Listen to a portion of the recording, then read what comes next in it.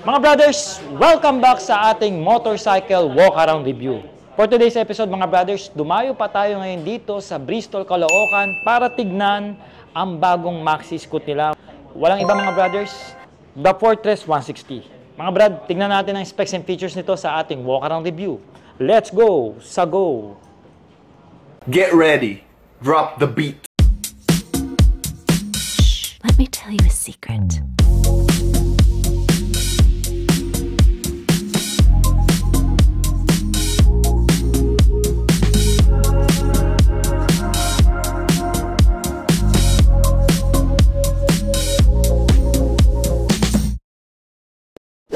Alright, front-facing muna ang ating pag-usapan dito sa bagong Fortress 160 ng Bristol. Dito sa harapan mga brothers, very imposing yung datingan niya. It is something na combination siya ng futuristic design and also sporty vibe. Dito sa taas, meron tayo ritong non-adjustable na windshield, clear po yan. And also, pagbaba dito, may kita nyo naman yung paint job na ginawa rito ng Bristol, napaka-solid. And by the way mga brothers, may apat po ito na kulay. Meron po tayong gloss white. And then yung tatlo po is matte finish na. Ito nasa harap natin ngayon is gray. May silver sila and also matte black. Alright, ang ating turn lights dito is LED na rin at napakaganda ng posisyon. Very appealing siya mga brothers. Kitang-kita and visible lalo na sa gabi. Meron tayo ritong dual headlight na LED. Yan ang ginagandahan dito mga brothers. Projector lamp na po ito na quad lamp. No? So ito po yung low beam, dalawang low beam, and also dalawang high beam. Meron din po itong daytime running lights. Makikita nyo naman, ayan siya. Parang tuldok na lang siya pag nakita nyo sa parang mata niya. And then meron tayong pinaka-peak dito sa harapan. Parang something na parang combination to ng adventure. Pero more on maxi scoot touring bike siya. Ang ating front fender dito mga brothers, I can tell na quality po siya and very flexible. Ang gusto ko sa ginagawa ng Bristol ngayon, talagang lumelebel na sila sa mga Japanese brand, alright? So meron tayo rito front telescopic port pagdating sa kanyang front suspension and also naka-front disc brake tayo dito mga brothers na merong ABS na features for the safety natin sa daan. Ang caliper niya mga brothers is branded ng QJ Motor and 2-piston pot caliper po ang meron tayo dito. Alright, so pagdating sa gulong mga brothers, meron po tayo ritong 14 inches na wheel mags. Ang tire size niya is 110 by 80.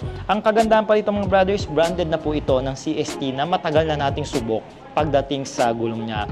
Ang treads niya mga brothers, pang street po ito. At isa pa sa pinakamatindi rito mga brothers, meron na po rin itong tire pressure monitoring, which is makikita nyo po ang kondisyon o status ng gulong nyo sa meter panel ng scooter. Alright, side profile na ang ating pag-usapan dito kay Fortress 160. Meron tayo ritong badge ng Fortress 160 na very premium ang approach dito na ginawa ng Bristol. Very minimalistic na lang ang pagkakadesign nito mga brothers, since ang sticker niya is meron na lang lines dito na gray and black, and also meron din siya dito. Makikita natin dito yung badge ng QJ Motor since ang motor na ito is galing mismo sa QJ brand. No? Ang mattings ng atin ditong floorboard is rubber made po ito at I can tell na makapit po siya. Maganda yung linings, maganda yung pagkaka-assemble, walang nakanganga, lahat nakapwesto. Meron po tayo ritong parang style na parang carbon fiber na kaha. Ayan. And then, ang ating tapakan ng footrest, aluminum na po ito. Tumutunog yan. And also, naglalak. Running board natin mga brothers, napaka-solid din ng pagkaka-design. At ang side stand niya mga brothers, meron na rin po itong kill switch na features para sa mga limot-limot magtiklop ng side stand natin. Alright, dito naman tayo sa likod na portion nitong Fortress 160. Meron tayo ritong solid plastic na grab bar, no? Okay naman kapitan at madali naman natin ma-reach kung sakaling aangkas tayo rito sa scooter. Ang kagandahan pa rito mga brothers, provision na itong lagyan ng top box. So pagka bumili ka ng top box mo, ilalagay mo na lang. So no need na magpagawa ng custom bracket para lagyan ng top box ang motorsiklong ito. Ang ating taillight mga brothers is LED. Made na po yan. At makikita nyo po parang letter T siya. And then pag high beam natin, ganito po itsura niya. O di ba? Napakalakas. Kitang-kita na ikaw nag-i-engage ng preno. Ang turn signal lights natin mga brothers, ay advantage nito is mismong nasa assemble na siya ng taillight. So hindi na siya nakalabas na pwede mo pang mabangga, mabali o maaksidente ng mga batang makukulit sa pasilyo nyo, no? At meron tayong reflector dito. Good thing meron tayong ilaw pagdating sa plaka. LED na rin yan, and also white po ang color. Fender checks dito sa rear fender natin mga brothers, very flexible po yan. Ito nga yung sinasabi ko, pagka may naatrasan ka o hindi siya mababali, ayan o, di ba, tutupi lang siya. So, hindi ka maaabalang bumili ng bagong fender, no? At pagdating naman natin sa muffler natin, naka-upright position po ito. So, hindi tayo magdadalawang isip o panghihina ng loob. Kung sakaling may mga mabababang baha, malulusong pa rin naman natin itong scooter na ito, no? At ang fender cover natin dito o yung muffler cover niya ay halos tinabanan o kinoberan na yung buong assembly ng exhaust. So, safe na safe po ang ating angkas dito, and also tayong mga rider, no? Ang rear suspension natin mga brothers is twin shock po ito at adjustable po yan. So pwede nyo pa-adjust kung sakaling hindi nyo gusto yung pre-play. So depende po yan sa reference nyo. Alright? So pagdating sa gulong mga brothers, meron po siyang 130 by 70 na tire size na 13 inches po ang kanyang size. Good to know na tubeless na ito, at meron din po siyang ABS pagdating sa preno na merong single pad piston caliper. At hindi lang yan mga brothers, nilagyan pa ito ng whistle ng traction control para mas safety tayo sa daan kung sakaling maaaksidente. O sabihin na natin, para makaiwas sa aksidente. Alright mga brothers, tingnan natin ang dash panel nitong Fortress 160 ng Bristol. Alright, sa handlebar niya mga brothers, I can tell napaka-elegant ang pagkakadesign niya dahil naked po ang style nito. Tignan nyo naman, oh. Diba? Napaka chrome shining. And then sa switches, quality ang masasabi ko dito. At meron din siyang backlight assist, which is kitang-kita mo siya lalo na pag night riding. Ang ating handle grips dito mga brothers is sakto po para sa isang large na kamay. And also meron tayong end bar dito na solid na bakal. Brake levers natin dito sa magkabilaang preno po is adjustable yan mga brothers into 4 levels yan. At meron siyang handbrake na kasama. So kung sakaling magpapark kayo ng pasubsob o papanik, ilalak nyo lang po yan para hindi po matumba ang ating motorsiklo. Meron po tayong standard dito na side mirror mga brothers, at meron tayo dito sa kanan naman na switches ng stop-start system ng motorsiklo para makakatipid tayo once nag-i-stop tayo sa mga stoplight na daanan. Alright, ang ating electric switches, at good to know, meron siyang hazard switch, no? Ayan, no? Maganda to pag mga emergency parking at magko-convoy kayo. Same approach din po rito ang handle grips natin, and also ang ating end bar. Alright, so mga brothers, naka-keyless system po yung motorsiklo. So ito po yung remote nya, no? So ang features po ng keyless nya, meron siyang answer back key. Ito po yung features na kung maghahanap ka sa mga parking lot, o kaya ay nakalimutan mo i-park yung motor mo dahil lasing ka last night, ito po yun, sasagot po yung motor at tutunog siya. Pwede siyang unlock, and then meron din po siya ritong bukasan ng ating seat storage. Okay, so dito po yan, nandito nyo po matiturn once na malapit po kayo.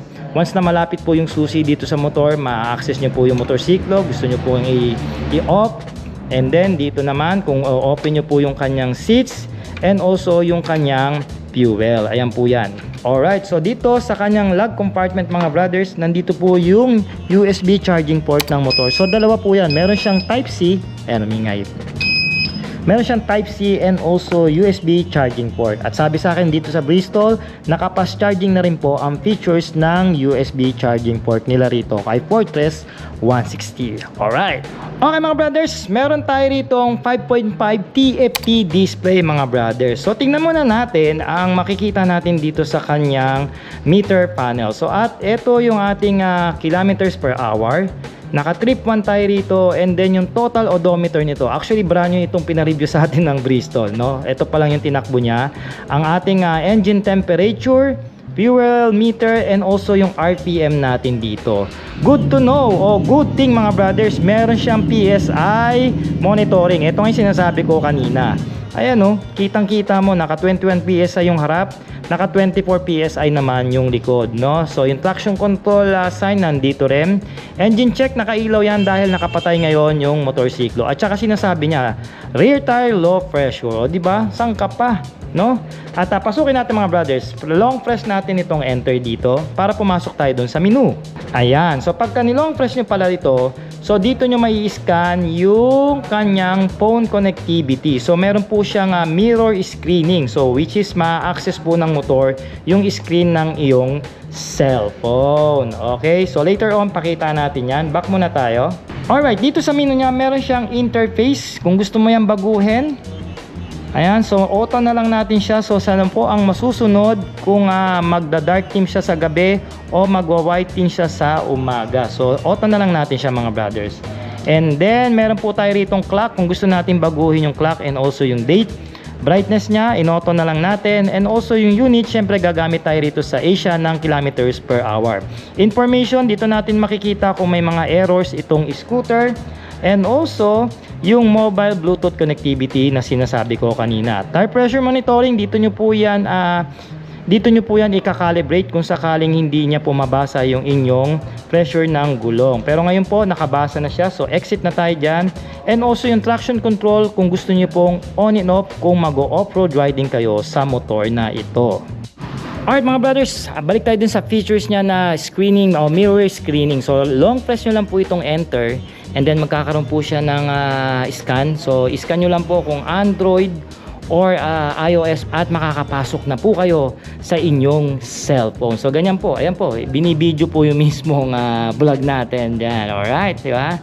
So ganyan, pwede rin kayo mag-YouTube dyan katulad ng ginagawa natin ngayon, ML, naglalaro kayo, and also browsing, Facebook, and etc. Kung gusto nyo pong mag-screen dito sa mismong screen nitong Fortress 160. O di ba mga brothers? Napaka-astig pati GPS o di ba? Saan ka pa? For the price range na lang na 139,000, di ba? You can have it all. Alright mga brothers, pag-usapan na natin ang bike fitting nitong Fortress 160, no? For the reference mga brothers, I'm only height ng 5'4 lang, and then may reach po ang braso ko na 20 inches lang. So maliit lang po ako na rider, and also may bigat lang po ako na 54 kg. So ganito po ang itsura pag sumakay na rito sa Fortress 160 ng Bristol. Bagay ba? Diba? O kung hindi, pang matatangkad na tao to. Pero I guess, para sa akin, masasabi ko na fit naman tayo rito. Kung mga average rider ka lang, katulad ko, 5'3", 5'4", 5'5", hindi ka naman mahihirapan i-manage to. Tignan nyo naman mga brad. Halos nakalapat na yung paa ko dito sa sahig, di ba? Kasi ang seat height niya lang, parang cruiser bike lang, 755mm lang mga brothers. So kahit mga kababaihan na kinapuspalad pagdating sa height, hindi kayo mahihirapang i-manage ang motor na ito. At the same time, mababa yung seat height niya, tapos malapad pa yung upuan niya. That can give you some comfort kada ride mo. So kung matatraffic ka, long ride ka, hindi ka mahihirapan. And also kung matangkad ka naman, so gagawin mo, atras ka lang dito. No, kung mga 5'6 ka, 5'7, ayan, no. So ako, kagaya ko, mababa lang ako, dito ako sasagad sa unahang bahagi ng upuan. And also yung room niya mga brad, laki So kung matangkad ka, ayan.